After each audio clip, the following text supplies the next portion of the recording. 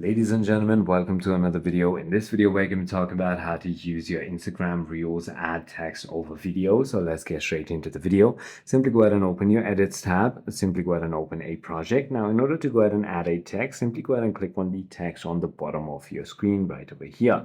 Now, you can simply go ahead and write whatever you want right over here. So I'm just going to go ahead and do a random one.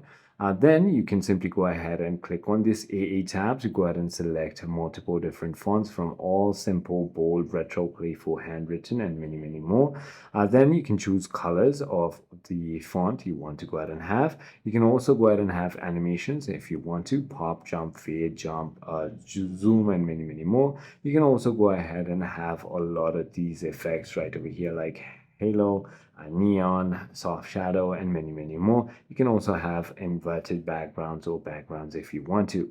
So it is as simple as that. I hope this video clarifies everything for you. If you have further more queries, feel free to comment down below, and I'll see you on the next one.